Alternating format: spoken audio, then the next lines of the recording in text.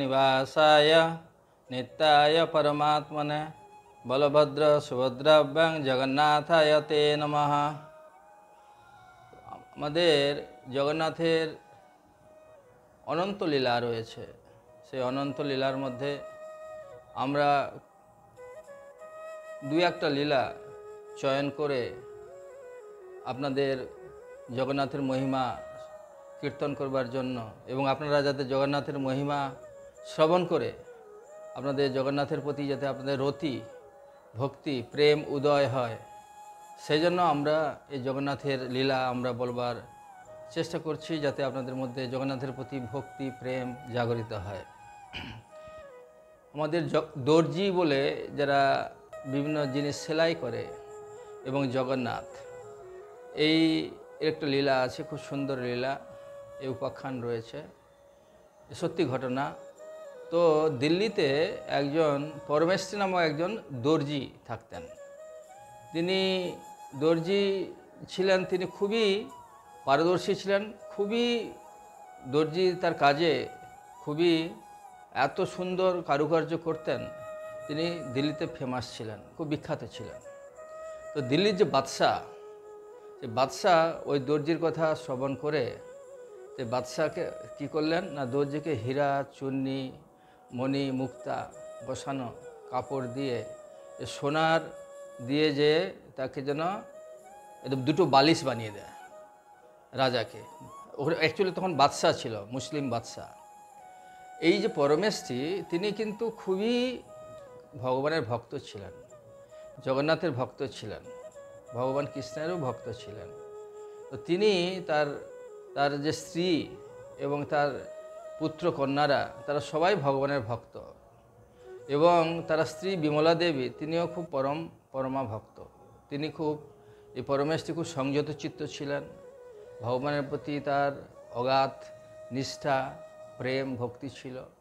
তো তিনি যখন বাদশাহ তাকে এই দিল্লির যে বাদশাহ নবাব, তিনি যখন দিলেন যে আমার জন্য দুটো বালিশ তৈরি করে দাও, এবং সেই যে পেয়ে তখন সেই পরমেশ্বরী ভাবছেন যে এত সুন্দর জিনিস, যেটা আমাদের জগন্নাথের যুগে যদি এই সেবায় লাগতো, এই বালিশ যেটা আমি তৈরি করছি, তাহলে তার জন্যই উপযুক্ত। সব কিছু তো ভগবানের সম্পদ, এটা কিছু ভগবানেরই সম্পত্তি, তো তার ব্যবহার করা উচিত। এই বাদশাহ তাকে এনে আমাকে দিয়েছে, তো আমি কি করব? তো দুটো বালিশ খুব সুন্দর করে তিনি বানিয়েছেন, এবং রাজা বলে দিয়েছেন বালিশটাকে এমনভাবে সেলাই করবে যেন তার সুতো না দেখা যায়। সোনার সুতা দিয়ে সেই বালিশটাকে সেলাই করা হয়েছে, মুক্ত চূর্ণি পান্না সমস্ত হীরা দিয়ে সুন্দর সেই বালিশ দুটো। তো বালিশ দুটো যখন তৈরি করার পরে, তখন সেই সময়ে কিন্তু পুরীতে জগন্নাথ দেবের এই পৌণ্ডী বিজয় হচ্ছে, রথযাত্রার আগে আগে। পৌণ্ডী বিজয় কী হয়, যখন দৈতাপতি যারা বিশ্ববাসু, যে সমস্ত দৈতাপতি শবরদের যারা ভগবানের এই রথযাত্রার সময় পুজো আর্চা করে থাকেন, তারা কি করেন, এই জগন্নাথকে, তাদের শরীর খুব বড় বড়, এবং তারা জগন্নাথকে যখন তারা পৌণ্ডী বিজয় করেন, মানে এক জায়গা থেকে আরেক জায়গায় নিয়ে যান, রথের পরে যখন নিয়ে যান, তখন কি করে নিচে বালিশ রেখে দেয়, এবং সেই বালিশ কি হয়, সে বালিশটা ফেটে যায়। জগন্নাথের এত ওয়েট, রেশমের দড়ি দিয়ে তার কোমরে বাঁধে এবং দৈতাপতিরা ধরে, এভাবে অনেকজন মিলে জগন্নাথকে এক জায়গা থেকে আরেক জায়গাতে এভাবে আস্তে আস্তে করে নিয়ে যান, আর সমস্ত জগন্নাথের গ্লোরিফিকেশান কীর্তন এবং মহিমা গুণগান কীর্তন ভক্তরা করতে থাকেন। তো এইভাবে যখন তার সেই পৌণ্ডী বিজয় চলছিল পুরীতে, তখন সেই যে পরমেশ্বরী যে দর্জি, সে তার মানস নেত্রে দেখছেন যে জগন্নাথের পৌণ্ডী বিজয় হচ্ছে, এবং পৌণ্ডী বিজয়তে একটা বালিশ ফেটে গেছে। জগন্নাথের এত ওয়েট, বালিশ ফেটে গিয়ে কাপাস তুলোগুলো সব উঠছে আকাশে। তখন তিনি ভাবছে যে আমি যদি আমার এই বালিশ একটা জগন্নাথকে দিয়ে দিই আমি, তাহলে কী হবে, জগন্নাথের পক্ষেই উপযুক্ত এই বালিশ ব্যবহার করার জন্য। তো তিনি তখন কি করলেন, এই বালিশ একটা মনে মনে জগন্নাথকে দিয়ে দিয়েছেন। আর জগন্নাথ সেই বালিশের পেয়ে খুব সন্তুষ্ট, বালিশ নিয়ে তার পৌণ্ডী বিজয় হয়ে গেল। এখন তারপরে যখন সে পরমেশ্বরী যখন দেখে সত্যি সত্যি যে দুটো বালিশ তৈরি করেছিলেন বাদশার জন্য, একটা বালিশ নেই। তো তখন তিনি তো খুব চিন্তিত হয়ে পড়লেন। আমি তো মনে মনে জগন্নাথকে নিবেদন করেছিলাম, কিন্তু জগন্নাথ কি একটা বালিশ নিশ্চয়ই গ্রহণ করেছেন, নাহলে একটা বালিশ কোথায় চলে যাবে। তো কিন্তু ভয়ও লাগছে যে বাদশাহ যদি রেগে যান যে বালিশ আমার কোথায় গেল। তো যাই হোক, যথারীতি তারপরের দিন বাদশাহ লোক পাঠিয়েছে যে আমার দুটো বালিশ নিয়ে আসো। এখন দর্জি তখন সেই বালিশ নিয়ে নিজে গেছেন এবং একটা বালিশ নিয়ে গেছেন। তখন বাদশাহ বলছে, তোমাকে দুটো বালিশ দিয়েছিলাম, একটা বালিশ নিয়ে এসো, আর একটা বালিশ কোথায়? বলছে, আর একটা বালিশ অ্যাকচুয়ালি জগন্নাথ দেবকে তিনি নিয়ে নিয়েছেন, তার পণ্ডি বিজয় হচ্ছিল, তো সেখানে বালিশ আমি ওনার সেবার জন্য দিয়ে দিয়েছি। জগন্নাথ, তুমি থাকো দিল্লিতে, আর জগন্নাথ সেই উড়িষ্যাতে, পুরীতে, কীভাবে বালিশ চলে গেল ওখানে? না, জগন্নাথ তো জগতের না, তিনি ইচ্ছা করলে তো তিনি যে কোনো জায়গা থেকে যে কোনো জিনিস দিতে পারেন। তুমি আমাকে ধোঁকা দেওয়ার চেষ্টা করছো। তোমাদের এই যে কি ঠাকুর, হ্যাঁ, এত তোমাদের মানে তার মহিমা, তো তোমার এখান থেকে বালিশ নিয়ে চলে গেল। ঠিক আছে, আমি তোমাকে একে ধরে জেলখানার মধ্যে, কয়েদখানার মধ্যে ঢোকাও, দেখি তোমাদের জগন্নাথ কী করে রক্ষা করে। তো এই বলে তাকে কয়েদখানার মধ্যে ঢুকিয়ে দিল। শান্তিকে বলে কয়েদখানার মধ্যে রেখে দিলেন।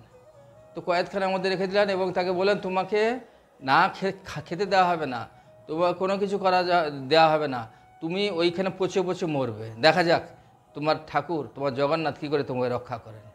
তো এই বলে তাকে সেখানে রেখে দিয়েছেন। তো রাত্রিবেলায় তখন সেই পরমেশটি যে দর্জি, সে জগন্নাথের কাছে খুব প্রার্থনা করছেন, হে প্রভু, আপনি তো সব কিছু জানেন, আপনি হচ্ছেন ত্রিকালজ্ঞ, আপনি সব কিছু আপনার জ্ঞাত রয়েছে, আপনি তো জানেন যে আমি মনে মনে আপনাকে নিবেদন করেছিলাম, তো আপনি যে ব্যবহার করেছেন এতে বালিশ, আমি খুবই সন্তুষ্ট হয়েছি। তো এখন যেরকম দ্রৌপদীকে বিপদের সময় আপনি রক্ষা করেছিলেন, এবং যখন গজেন্দ্র, যখন কুমির তাকে ধরেছিল, সেই গজেন্দ্রকেও আপনি রক্ষা করেছেন। এ প্রভু, আমাকে আমার এই বিপদে আপনি যদি আমাকে কৃপা কটাক্ষ দান করেন, তাহলে এছাড়া আমার আর কোনো গতি নেই। তো তখন ভগবান জগন্নাথ, তখন তিনি সেই বাদশার কাছে এসছেন। বাদশার কাছে এসে তখন বলছে, তোর এত বড় স্পর্ধা, তুই আমার ভক্তকে, আমি একটা বালিশ নিয়েছি, এই জগতে যাবতীয় যা কিছু সম্পত্তি আমার, তুমি নিজেকে সব কিছু সম্পত্তির মালিক বলে ভাবছো, বলে তাকে ধরে পিটাচ্ছে বাদশাকে। তো তখন তো বাদশার ঘুম ভেঙে গেছে। ঘুম ভেঙে দেখছি, বলে কী ব্যাপার, সত্যি সত্যি কি আমাকে কেউ পিটাচ্ছে না, এটাকে স্বপ্ন দেখলাম?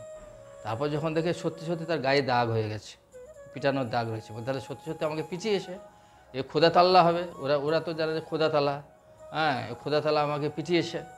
তো তারপরে তিনি সেখানে গেছেন, গিয়ে ও দর্জিকে সব হাত পা সব বেঁধে রেখে দিয়েছিল এবং তাকে অত্যাচারও করেছিল।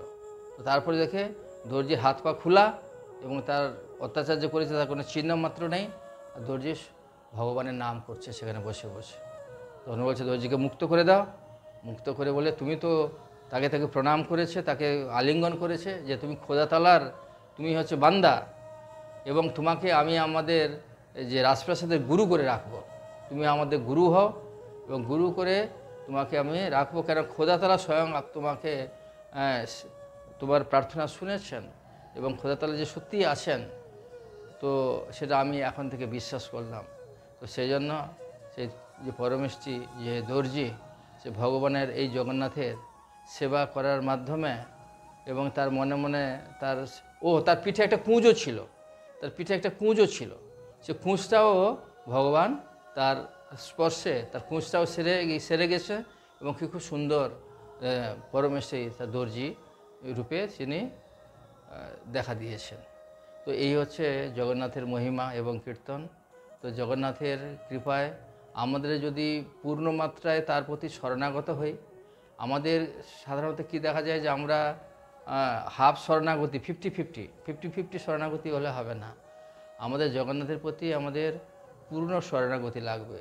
তাহলে বা ভগবানের প্রতি পূর্ণ শরণাগত যদি হয়, তো ভগবান নিশ্চিতভাবে আমাদের সেই বিপদ থেকে আমাদেরকে উদ্ধার করবেন। জয় জগন্নাথ।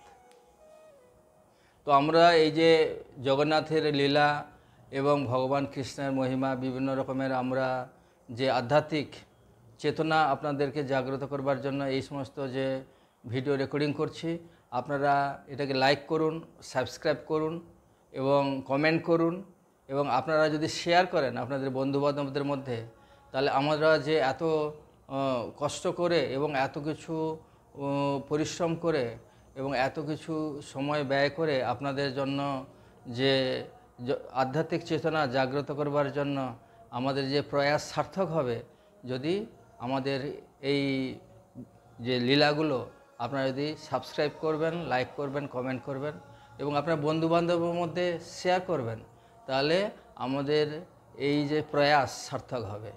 জয় জগন্নাথ।